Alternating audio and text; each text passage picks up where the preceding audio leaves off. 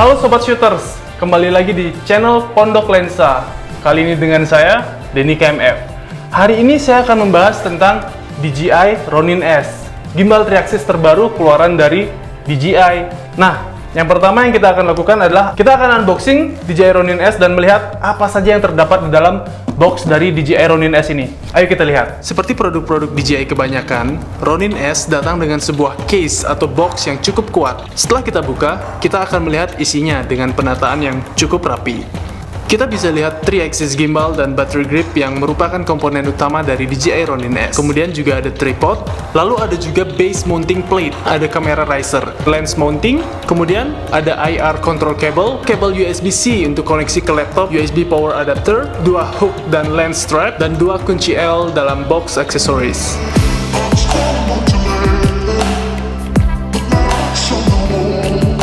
Cara ngerakitnya yang pertama adalah kita pasang dulu mini tripod ke handlesnya, kemudian kita keluarkan gimbalnya itu sendiri, kita tempel seperti ini, kemudian dia di slide, kemudian kita bawa ke sistem lock. Pastikan dia sudah terkunci dengan sangat kuat. Kita lihat terlebih dahulu apakah lensa ini akan menyentuh langsung ke base plate. Jika iya, maka kita akan membutuhkan yang namanya riser. Kita pasang riser pad di kamera, kemudian kita pasang kamera di base plate, kemudian kita kencangkan. Untuk settingnya sendiri, kurang lebih kita masih bisa menggunakan cara setting di 3-axis gimbal biasa. Pertama, slide base kamera di gimbal, lalu lock. Kemudian, balancing pitch atau tilt axis dengan cara slide base plate maju atau mundur sampai cukup balance. Lalu setting up and down dengan cara menyesuaikan bagian sampingnya, naik atau turun, sampai kamera tetap still dalam segala kondisi. Kapan kita tahu bahwa kamera ini sudah memiliki tilting axis yang balance, yaitu adalah ketika kita arahkan kamera ke atas, dia akan berhenti seperti ini. Kita arahkan dia ke bawah, dia akan berhenti seperti ini. Kemudian untuk roll axis balance, ini cukup mudah. Cukup dengan menyeimbangkan kiri atau kanannya saja. Baru kemudian yaw axis balance dengan cara menyesuaikan dengan kemiringan gimbal seperti ini. Jadi pen axisnya tetap di sana, dia tidak akan berubah. Itu artinya gimbal kita sekarang sudah full setup. Sebelum menggunakannya, kalau kita masih kurang yakin dengan balance gimbalnya, kita bisa menggunakan fitur auto tune. Fitur ini akan menyesuaikan motor dengan balancing gimbal kita. Caranya bisa dengan mengakses melalui apps atau secara manual, bisa menekan tombol M dan menahannya selama 4 detik dan menunggu sampai lampu hijau menyala penuh.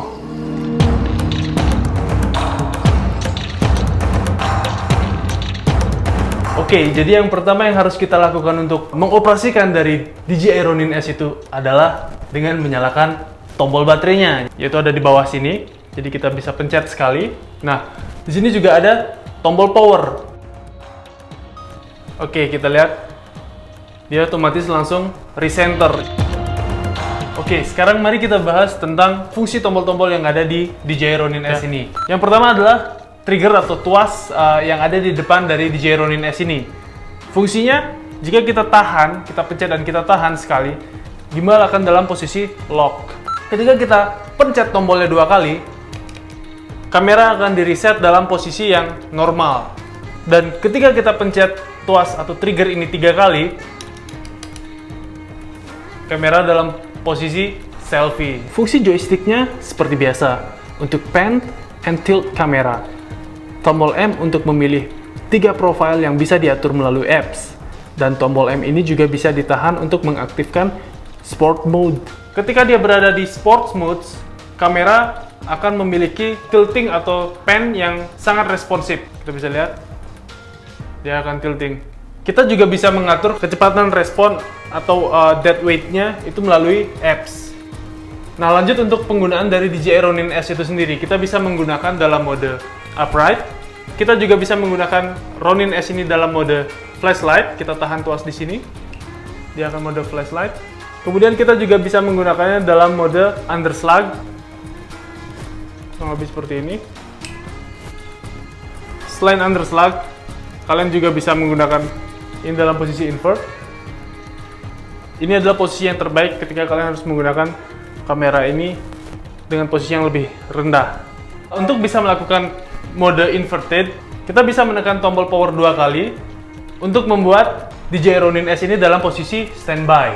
Setelah DJI Ronin S ini dalam posisi standby, kita bisa dengan sangat mudah membuatnya dalam posisi inverted.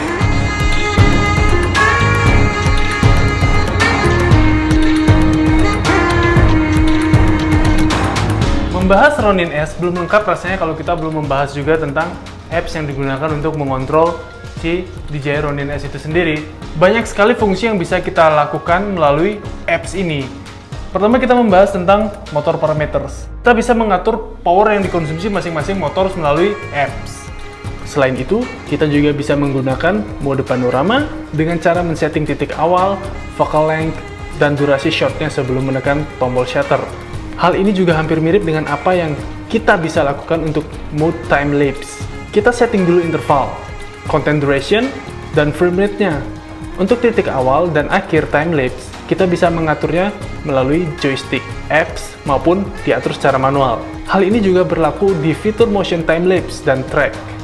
Bedanya di dua mode terakhir, kalian bisa mengatur point duration dan stay time di satu titik motion atau track. Nah, gimana Sobat Shooters? Semoga penjelasan saya tadi cukup membantu kalian.